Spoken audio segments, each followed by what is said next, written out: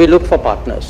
We don't look for preachers. You have every right to comment, but I have every right to comment on your comment. Why should I step up to what the West wants? I will step up to what I want. No? What do Western ambassadors do in India? If my ambassadors did a fraction of that, you would all be up in arms. I don't think it's necessary for me to join this axis or not, and if I'm not joining this, I must be with the other one. I don't accept. Operation Sindoor को एक हफ्ता हो चुका है। Fog of war छटा तो नहीं है, लेकिन बयानबाजी और अफवाहों का बाजार गर्मा चुका है। पाकिस्तानी फौज और उनकी सोशल मीडिया की माने तो उन्होंने हमारे एयरफोर्स का अब खात्मा कर दिया है। S-400 सिस्टम को निस्तो नाबूद कर दिया है। गजवाए हिंद तो बस होने ही वाला है। दूसरी तरफ अगर आप इंडिया की बात माने, हमारी मीडिया की बात माने, तो वहां एक लोगों में यकीन हो चुका है सोशल मीडिया पर कि हमने ना सिर्फ पाकिस्तान एयरबेसेस पर अटैक किया, बल्कि उनके न्यूक्लियर ठिकानों पर वार करके रेडिएशन लीक भी करवा दिया है, अर्थक्वेक भी करवा दिया है। पाकिस्तान में अब न्यूक्लियर म्यूटेशन शुरू हो गया है और बहुत ही जल्द पाकिस्तानी भेड़िए बनकर रस्तों पर घूमेंगे। बट जोक्स असाइड, इस बात पर कोई डिबेट नहीं है कि भारत ने पाकिस्तान के साथ एक नई लक्ष्मण रेखा खींच दी है। अगर टेररिस्ट का हमला होगा तो हम डिप्लोमेसी नहीं, सर्जिकल स्ट्राइक नहीं, पूरा ऑल आउट वॉर करेंगे। It will be an act of war.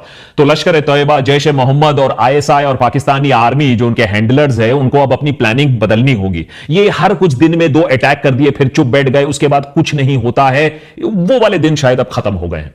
इस बात पर भी कोई डिबेट नहीं है कि जहां पाकिस्तान ने चाइना के सपोर्ट के साथ इलेक्ट्रॉनिक वॉरफेयर और एरियल वॉरफेयर में सुपीरियरिटी दिखाए, वहीं हमारे आकाश जैसे डिफेंस सिस्टम्स पाकिस्तानी हमलों को उन्होंने नाकाम किया और साथ ही साथ हमारे ब्रह्मोस ने उनके छक्के छोड़ा दिए विद प्रिसाइज हिट्स उनके एयरफील्ड्स पर। और इसके डिटेल्ड सैटेलाइट इमेजेस भी पूरे दुनिया के सामने पेश हैं। लेकिन इस बात पर भी अनफॉर्चुनेटली कोई डिबेट नहीं है कि भारत के लिए ऑपरेशन सिंदूर एक डिप्लोमैटिक विन नहीं रहा।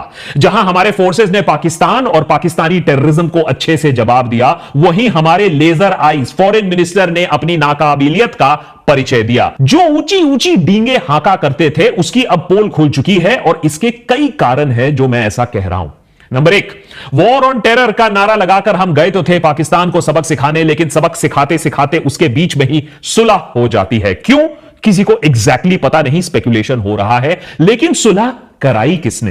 पाकिस्तानी टेरर के लॉन्ग टाइम फंडर अमेरिका ने। तो डिप्लोमैटिक जीत भारत की नहीं हुई, डिप्लोमैटिक जीत अमेरिका की हुई है और अब वो पूरे दुनिया भर में इसका ढिंढोरा पीट रहे हैं। लेकिन इससे भी ज्यादा प्रॉब्लमैटिक कि भाई शर्म की बात है कि इतना बड़ा हमारा देश है, इतनी बड़ी हमारी फौज है, लेकिन सीज फायर की घोषणा भारत ने नहीं, या फिर इवन पाकिस्तान ने नहीं, अमेरिका ने घोषणा की। ट्रंप ने दुनिया को बता दिया कि असली पॉपो कौन है, वॉर किसने रुकवाई है। और पिछले 3 दिनों में ट्रंप ने बार बार हमें जलील किया है इंटरनेशनल फोरम में, भारत को एक छोटा बच्चा दिखाकर। But I said, fellas, come on, let's make a deal. Let's do some trading. Or maybe we can even get them together a little bit, Marco, where they go out and have a nice dinner together. Wouldn't that be nice? इतनी जलालत, एक ही हफ्ते में हम विश्व गुरु से नीचे गिरकर ऐसी एक देश की श्रेणी में आ गए हैं जिसे पोपो की दरकार होती है अपने झगड़े सुलझाने के लिए। भारत ना हुआ, बुर्किना फासो बना दिया जयशंकर जी ने। वैसे तो ट्रंप के इनॉग्रेशन में फ्रंट रो में बैठे थे जयशंकर जी, लेकिन समय आने पर जब दरकार पड़ी तो पाकिस्तान को एक फटकार भी नहीं लगवा पाए अमेरिका द्वारा। नंबर 3, जिस फॉल्स इक्विवेलेंस के साथ एक झटके में कश्मीर का मुद्दा आज इंटरनेशनलाइज हो गया है, India Pakistan Kashmir international. Trump ने कहा है कि अब वो सुलझाएंगे हजारों साल पुराना, मैं नहीं कह रहा हूं, उनकी वाणी है, हजारों साल पुराना कश्मीर का मुद्दा। बात इतनी बिगड़ गई कि इंडिया को प्रेस कॉन्फ्रेंस करके MEA को बोलना पड़ा कि कश्मीर मीडिएशन में जो प्रस्ताव ट्रंप दे रहे हैं, हम उसे रिजेक्ट करते हैं, हम उसे ठुकरा रहे हैं, क्योंकि भारत ने कभी भी थर्ड पार्टी मीडिएशन अलाउ नहीं किया है कश्मीर के मुद्दे पर। लेकिन पाकिस्तान इस प्रस्ताव पर इसको दबोचेगा और इसको खूब इंटरनेशनली उछालेगा।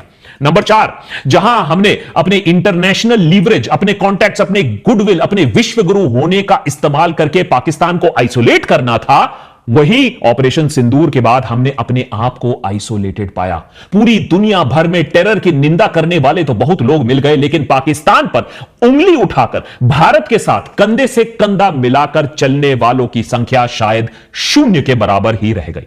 और नंबर 5, दुनिया का 5वां सबसे बड़ा economy, voice of the global south, अपने आप को विश्व गुरु कहलाने देने वाला भारत इतना भी क्लाउट नहीं दिखा पाया कि चलो आईएमएफ का लोन पाकिस्तान को दिलवाने से हम नहीं रुकवा सकते हैं, कुछ हफ्तों के लिए डिले ही करवा दो, एक प्रेशर तो करो पाकिस्तान पर, हमारे फोर्सेस को मदद करो, डिप्लोमेटिक एक प्रेशर बनाकर पाकिस्तान के ऊपर। लेकिन वहां भी हम फेल कर गए। जब रील्स के लिए साउंड बाइट देना होता है, दूसरे देशों को खरी खोटी सुनानी होती है, तब तो लेजर आइज एकदम हाजिर होते हैं और हम महा इंप्रेस भी होते हैं, सर्कस देखकर ताली भी बजाते हैं उनके लिए। लेकिन जब देश संकट पे था, जब पाकिस्तान को सबक सिखाना था, तो बिल्कुल चुप्पी, लेजर आइज डाउन। ऑपरेशन सिंदूर ने हमारे फॉरेन मिनिस्ट्री के खोखलेपन को और भारत देश के डिप्लोमेटिक फेलियर को भी अच्छे से उजागर कर दिया है। कैसे तुर्की और अजरबैजान खुलेआम पाकिस्तान को सपोर्ट कर रहे थे, यारी दोस्ती की बातें हो रही थी। ऑपरेशन सिंदूर से पहले भी न्यूयॉर्क स्थित ऑर्गेनाइजेशन ऑफ इस्लामिक कोऑपरेशन या OIC ने भी एक स्टेटमेंट जारी किया, expressing deep concern over the deteriorating security environment in south Asia. OIC का स्टेटमेंट साफ तरीके से कह रहा था कि पाकिस्तान की तरफ इंडिया का जो एलिगेशन है वो बेबुनियाद है, कि पहलगाम के पीछे पाकिस्तान का हाथ है, और इसी बेबुनियाद आरोप के चलते इस्लामाबाद और न्यू दिल्ली के बीच में जो सिचुएशन है, हालात हैं, सिक्योरिटी सिचुएशन है, वो बिगड़ रहे हैं। इंडिया ने इस स्टेटमेंट का भी जोर शोर से खंडन किया था। चलो मान लेते हैं, नया पॉपॉ मिल गया पाकिस्तान को चाइना, नया भाई मिल गया पाकिस्तान को तुर्की, organisation of Islamic cooperation Islamic republic of Pakistan को सपोर्ट करेगा, चलो ठीक है, यह भी समझ लिया। लेकिन भारत का सपोर्ट कौन कर रहा है? भारत के साथ बिना शक बिना सवाल कौन सा देश खड़ा था? UN छोड़ो, EU छोड़ो, अपना क्वाड, उसका क्या? US, जापान, ऑस्ट्रेलिया, ये कहां गए जो हमारे एलाइज थे? सालों से हम देखते आए हैं प्रधानमंत्री मोदी विदेश यात्राएं कर रहे हैं, वहां नाच गाने का प्रोग्राम चल रहा है, भक्त मंडली वहां पूरा अपना कार्यक्रम कर रही है। जयशंकर जी के सालों से सैवेज रिप्लाईज हम ट्वीट्स और वायरल इंस्टाग्राम रील्स देखते आए हैं। Europe has to grow out of the mindset that Europe's problems are the world's problems, but the world's problems are not Europe's problems. That if it is you, it's yours, it is me, it's ours. लेकिन इस सब के बाद जब असली test की बारी आई, तब क्या हो गया? गोदी मीडिया के कुछ आप हेडलाइंस देखिए, इसको देखकर आपको लग रहा होगा कि वाह, दुनिया तो पूरी हमारी तरफ है। लेकिन अगर आप पास से देखोगे, ध्यान से एनालिसिस करोगे, तो आपको पता चलेगा कि पहलगाम अटैक के बाद जिस तरीके का एक यूनानिमस एंटी टेरर सेंटिमेंट था इंडिया के लिए, सारे देशों ने एक सेंटिमेंट और एक सिंपैथी दिखाई थी, वो बिल्कुल हमारे फेवर में था। लेकिन फिर कुछ बदल जाता है। हमने सोचा था कि जैसे ही हम एक्शन लेंगे तो पूरी दुनिया पाकिस्तान के खिलाफ बात करेगी, उसे क्रिटिसाइज करेगी, उसे आइसोलेट करेगी। लेकिन जैसे ही भारत ने सीमा पार अटैक्स किए, सारा सपोर्ट जैसे गायब सा हो गया। टेरर के अगेंस्ट दुनिया आज भी बात कर रही है, लेकिन आज कहीं भी हमारे देश के साथ कोई खड़ा हमें नहीं दिख रहा है जो क्लियरली प्रो इंडिया स्टांस और एंटी पाकिस्तान स्टांस ले रहा हो। इनफैक्ट ऑपरेशन सिंदूर के बाद सिर्फ 2 देशों ने इंडिया के लिए फुल सपोर्ट की बात तक की, इजराइल और फ्रांस, और यहां भी टॉप लेवल पर नहीं। इजराइल के इंडिया के ऑनवॉय ने 7 मई को एक्स पर पोस्ट किया और कहा कि इजराइल टेरर के अगेंस्ट था और इंडिया के राइट टू सेल्फ डिफेंस को वो सपोर्ट करता है। फ्रांस में भी फॉरेन मिनिस्टर वहां के, उन्होंने टेररिज्म के कंसर्न को समझते हुए इंडिया को सपोर्ट करने की बात कही। लेकिन देखिए, दोनों साइड्स ने रिस्ट्रेन करने की और डी एस्केलेट करने की भी बात एक साथ उसमें भी कह डाली। यहां ध्यान देने वाली बात यह है कि इन दोनों देशों ने भी क्लियरली भारत के सपोर्ट में आते हुए भी पाकिस्तान का नाम नहीं लिया। वो भी तब जब पाकिस्तान क्लियरली पूंछ में हमारे सिविलियंस को मार रहा था। इंडिया ने इसका सबूत पूरी दुनिया के सामने भी रियल टाइम पर रखा, फिर भी ऐसा कोई देश नहीं निकला जिसने कहा कि हम भारत के साथ हैं, हम भारत के ऑल वेदर एलाई हैं और भारत जो भी एक्शन ले रहा है हम उसके साथ हैं। लेकिन वहीं दूसरी तरफ पाकिस्तान के पास ऐसे एटलीस्ट 3 एलाइज थे जो ओपनली उसको सपोर्ट कर रहे थे, जिन्होंने कहा कि इस पूरे कॉन्फ्रंटेशन में वो पाकिस्तान के पीछे डट के खड़े हैं। ये देश थे चाइना, तुर्की और अजरबैजान, जिन्होंने ना सिर्फ पाकिस्तान के लिए ओपन सपोर्ट एक्सप्रेस किया बल्कि इंडिया के मिलिट्री एक्शंस को कंडेम भी किया। So despite all and everything, all the band बाजा बारात, पाकिस्तान के नैरेटिव को मानने वाले, उसको सपोर्ट करने वाले दुनिया में ज्यादा निकले। भारत के पास क्या निकला? बस एक हेडलाइन मैनेजमेंट स्किल है और वो भी डोमेस्टिक।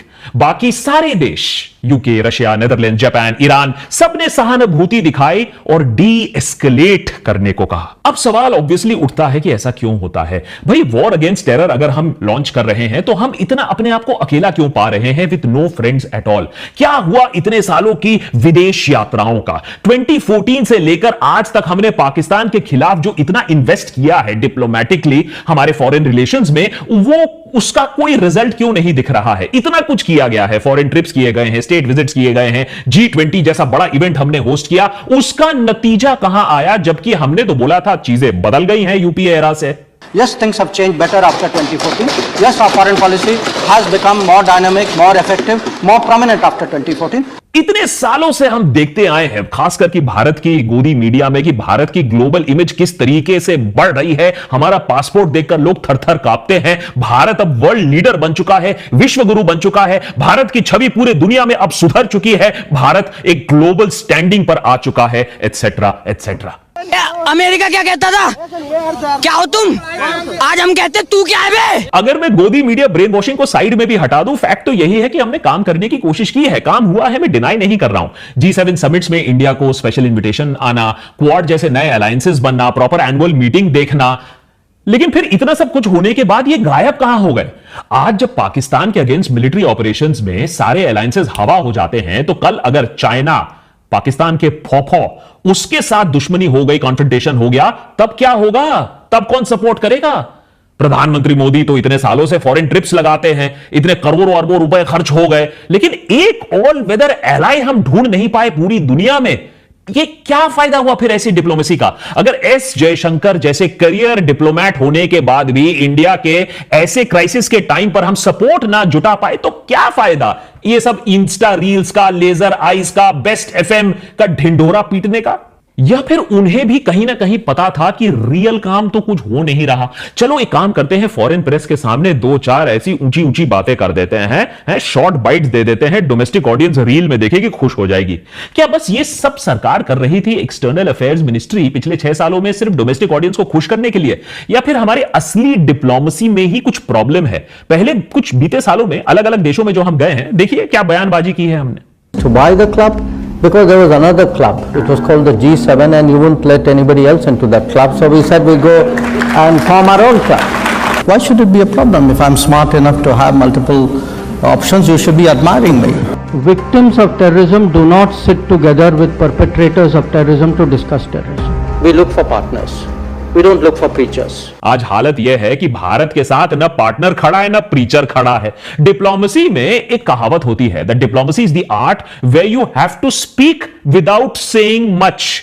यहां तो सालों से डिप्लोमेसी के नाम पर बस एरोगेंस की दुकान चल रही है। जिन देशों में हम पार्टनर्स, अलायंसेस ढूंढने जाते भी हैं, वहां भी हम उन्हें लेक्चर पिला देते हैं, उन्हें कॉल आउट कर देते हैं। और सबसे बड़ी बात है कि इंडिया के केस में इतना कंसिस्टेंट डिप्लोमेटिक एरोगेंस जो हमने दिखाया है, क्या वो जस्टिफाइड है? हमारी इकोनॉमिक माइट है क्या लोगों को इस तरीके से खरी खोटी सुनाना, इस तरीके से लेजर आइज दिखाना? ठीक है, आप मोस्ट पॉपुलस नेशन हो, 1/5 ऑफ द ग्लोबल पॉपुलेशन को रिप्रेजेंट करते हो, लेकिन आपको वेस्टर्न एलाइज अगर आप चाहिए तो आप उन्हें अपीज नहीं करिए। ठीक है, कोई बात नहीं, उसको अपीज करने की जरूरत नहीं है, लेकिन उन्हें ज्ञान देने की भी जरूरत नहीं है, और वो भी इतनी ओपनली और इतने बदतमीजी से, जबकि आप अलायंसेस बिल्ड करने जा रहे हो, एलाइज ढूंढने जा रहे हो। और एलाइज सबको चाहिए होते हैं, इस गलतफहमी में मत रहिएगा। यूएस जो दुनिया का सबसे बड़ा मिलिट्री पावर है, जब एंटी टेरर ऑपरेशंस करता है, चाहे वो हुतीस पर हो या इराक हो, लिबिया हो, अफगानिस्तान हो, छोटे से छोटे ऑपरेशन से लेकर बड़े से बड़े इन्वेजन तक, वो हमेशा या तो नेटो पार्टनर्स के साथ जाता है या तो यूके के साथ जाता है। मिडिल ईस्ट में आप अगर देख लो, स्ट्राइक करना हो तो यूके या फ्रांस के साथ अपना एलाई बनाकर लोगों के साथ ऑपरेट करता है। रशिया जब यूक्रेन पर इन्वेड करता है तो पहले बेलारूस और बाद में ईरान और नॉर्थ कोरिया जैसे देशों की मदद वो लेता है। अलायंसेस हेल्प ऑलवेज, ये एक्ला चलो रे, ये इंटरनेशनल अफेयर्स में चलता नहीं है। और ऐसे अलायंसेस ना बिल्ड करके जो देश एरोगेंस में चलता रहेगा, टाइम आने पर दुनिया भी उसके साथ वैसा ही बर्ताव करेगी जैसा कि अब दिख रहा है। यहां पर जयशंकर साहब का एक छोटा सा स्टेटमेंट मैं आपको सुनाना चाहूंगा, जहां वो अपने टिपिकल स्टाइल में इंडिया का जो रशिया यूक्रेन वॉर में जो पोजीशन है उसको जस्टिफाई करने की वो कोशिश कर रहे थे, और वो भी एक हाई मॉरल ग्राउंड में। एक ऐसा वॉर जहां क्लियरली रशिया एग्रेसर था, पूरी वेस्ट को मालूम था, ग्लोबल साउथ के कई देश भी इसी बात पर अग्री कर रहे थे। लेकिन सुनिए जयशंकर साहब, एक मॉरलिस्टिकली हाई, प्रैक्टिकल अलग चीज है, लेकिन मॉरलिस्टिकली हाई ग्राउंड कैसे लेते हैं? This is the construct you are trying to impose on me, and I don't accept it. I mean, I don't think it's necessary for me to join this axis or not, and if I'm not joining this, I must be with the other one. I don't accept that. ये सारे bite सुनने में तो बहुत अच्छे लगते हैं, लेकिन ऑपरेशन सिंदूर के समय भारत के साथ भी पूरी दुनिया ने यही काम किया। किसी ने टेरर स्टेट के खिलाफ कोई साइड चूज नहीं किया। जो आए भी साइड चूज करने, उन्होंने पाकिस्तान का साइड चूज कर लिया। बाकियों ने भारत की तरह न्यूट्रैलिटी चुना। यहां इंडियन फॉरेन पॉलिसी का एक फेटल फ्लॉ हमारे सामने आता है। नेहरू की जो नैम पॉलिसी थी, नॉन अलायन मूवमेंट पॉलिसी थी, उसको एक नया रूप देकर voice of the global south बनने की कोशिश करता आया है मोदी एडमिनिस्ट्रेशन, और उसको लीड करते आए हैं जयशंकर जी। अब समझाता हूं यह प्रॉब्लम क्यों है। 7 दशक पहले इंडिया ने अपनी इंडिपेंडेंस जब हासिल की तो अपनी सॉवरेनिटी को किसी भी विदेशी दबाव से बचाने का फैसला किया। अब उस समय सबने सोचा था शीत युद्ध का समय था, आज नहीं तो कल भारत को अमेरिका या यूएसएसआर के फोल्ड में जाना पड़ेगा, माने उनके साथ जाना पड़ेगा, किसी ब्लॉक को ज्वाइन करना पड़ेगा। लेकिन ऐसा नहीं हुआ, उल्टा भारत नैम का फाउंडिंग मेंबर बनता है, नॉन अलाइंड मूवमेंट का फाउंडिंग मेंबर बनता है, युगोस्लाविया, इजिप्ट, घाना, इंडोनेशिया के साथ। उस समय के टीटो, नेहरू, नासिर, सुकार्नो जैसे बड़े लीडर्स ने कहा कि हम किसी को अपना पॉपो नहीं बनने देंगे, अपने देश के विकास के लिए काम करेंगे और किसी ब्लॉक में नहीं शामिल होंगे। यह पॉलिसी फंडामेंटली नेहरू से लेकर मोदी सरकार ने बरकरार रखी है। हम आज तक किसी के ब्लॉक में नहीं गए, जैसा कि पाकिस्तान अमेरिका ब्लॉक में चले गया। और ऐसा नहीं है कि इस पॉलिसी में कोई फ्लॉज नहीं थे। किसी ब्लॉक का ना होने का खामियाजा भी हमें भुगतना पड़ा जब 62 में चाइना के हाथों हमें भारी हार झेलनी पड़ी। आज भी कई स्कॉलर्स का मानना है कि उस वक्त भारत अगर का कोई सॉलिड एलाय होता, किसी ब्लॉक के अगर हम हिस्से होते, strictly speaking from security perspective भी अगर हम किसी ब्लॉक का हिस्सा होते, तो भारत काफी सेफ रहता। चाइना भारत की तरफ आंख उठाने की हिम्मत तक नहीं करता, हमारी जमीन छीनने की बात तो काफी दूर है। लगता है इतने सालों बाद भी हमने कोई सबक नहीं सीखा था नेहरू की इस गलती से। समझाता हूं क्यों। बातों के डिपार्टमेंट में 100 आउट ऑफ 100 हैं। क्वाड को तो चाइना ने अपेरेंटली बोला है एशियन नेटो, मैंने चाइना भी थर थर से कांप रहा था इस क्वाड से, जिसे जयशंकर जी काफी लीड कर रहे थे। मोदी जी ने भी बहुत बार बात किया था। यूएसए, भारत, ऑस्ट्रेलिया, जापान मिलकर लिखेंगे नया अध्याय। इंडिया अब एक ग्लोबल प्लेयर बन गया है। Quad is a platform where 4 countries have come to cooperate for their benefit and for the benefit of the world. लेकिन ऑपरेशन सिंदूर में ये बातें हवा हो जाती हैं। अब साफ दिख रहा है कि जब तक यूएस की चाइना के साथ बन नहीं रही थी, तब तक क्वाड को हवा दिया जा रहा था। और जैसे ही यूएसए को लगा कि भाई अब इंडिया को उसकी जरूरत है, तो ये अलायंस बस एक व्हाट्सएप ग्रुप बनकर रह गया, जहां कोई रिस्पॉन्ड नहीं करता है समय रहते और कोई मैसेज नहीं दिखता है, बस ज्ञान के व्हाट्सएप ही फॉरवर्ड होते हैं सुबह शाम, गुड मॉर्निंग, गुड इवनिंग।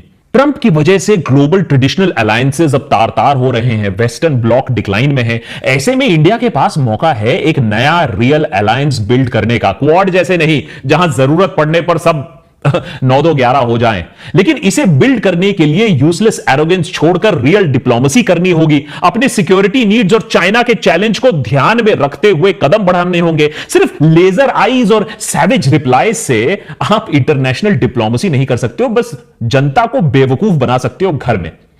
याद रखिएगा, आज हम पाकिस्तान प्लस चाइना माने 2 फ्रंट वॉर फेस नहीं कर रहे हैं, हम एक्चुअली 2.5 फ्रंट वॉर का सामना कर रहे हैं। सिर्फ पड़ोसी ताकतें नहीं, हमारे देश के अंदर डिजिटल टेररिस्ट ने, जिन्होंने फॉरेन सेक्रेटरी विक्रम मिस्री को बुरी तरीके से ट्रोल किया, उनकी बेटी के प्राइवेट इंफॉर्मेशन को लीक कर दिया, क्योंकि मिस्री ने क्या सीज फायर का पब्लिक अनाउंसमेंट किया था, जैसे कि यह फैसला उन्होंने किया था।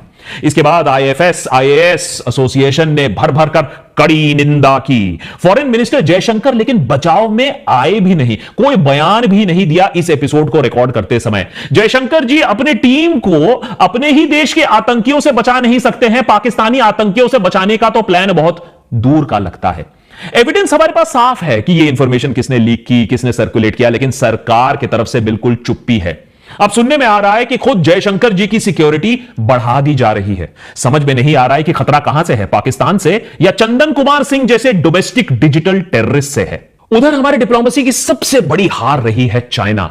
अब यह बात साफ हो चुकी है कि चाइना ने किस लेवल पर ऑपरेशन सिंदूर से पहले और ऑपरेशन सिंदूर के दौरान पाकिस्तान की सहायता की थी, सैटेलाइट एक्सेस से, रेडार इंफॉर्मेशन से, इलेक्ट्रॉनिक वॉरफेयर से। लेकिन हम बार बार चाइना के सामने अपना सर झुकाते हैं। प्रधानमंत्री नरेंद्र मोदी चाइना का नाम लेने से भी कतराते हैं। विदेश मंत्री कहते हैं कि चाइना से हम लोहा नहीं ले सकते हैं क्योंकि वो इतनी बड़ी शक्तिशाली इकोनॉमी है। यानी सारा लेजर आई, सारे रील कमेंट्स दूसरे देशों के लिए है। अमेरिका के सामने आरती की थाली और चाइना के सामने अपना मुंह बिल्कुल बंद। अगर हमने पाकिस्तान का टेरर एंगल एक्सपोज करना है तो बहुत काम अभी बाकी है। अल्फा मेल रील से काम नहीं होने वाला है। लोगों से डिप्लोमेटिकली बात करनी होगी, देसी ऑडियंस के लिए कंटेंट बनाना छोड़ना होगा, रिजल्ट्स दिखाना होगा। पाकिस्तान के साथ साथ चाइना हमारा सबसे बड़ा मिलिट्री, इकोनॉमिक, डिप्लोमेटिक थ्रेट बना हुआ है और उससे निपटने के लिए पूरी की पूरी एक नई रणनीति बनानी होगी। सवाल यह है कि इस फ्लैश पॉइंट के साथ जो पिछले हफ्ते हमने देखा, इससे हम सीख लेंगे या अपने ही प्रोपेगेंडा में डूबकर, दूसरों का मजाक बनाकर अपने आप को ही नंगा राजा बना देंगे। अपनी मीडिया तो आप कंट्रोल कर लोगे, लेकिन इंटरनेशनल मीडिया को कैसे कंट्रोल करोगे, जो सीज फायर से लेकर रफाल से लेकर सवाल उठा रहा है कि यह सब हो क्या रहा है। टॉम कूपर जैसे सस्ते वॉर एक्सपर्ट्स तो आप टीवी पर बैठा दोगे, लेकिन चाइना के बढ़ते कदम को कैसे रोकोगे? तुर्की को तो आप बॉयकॉट कर दोगे, लेकिन पाकिस्तान के पोपो और चाइना से $100 बिलियन प्लस जो सामान इंपोर्ट करा रहे हो, उसे कब रोक पाओगे? बहुत काम है, लेकिन अगर आपको हवाबाजी.com करनी है तो करिए, लेकिन सिचुएशन बद से बदतर ही होती रहेगी। आप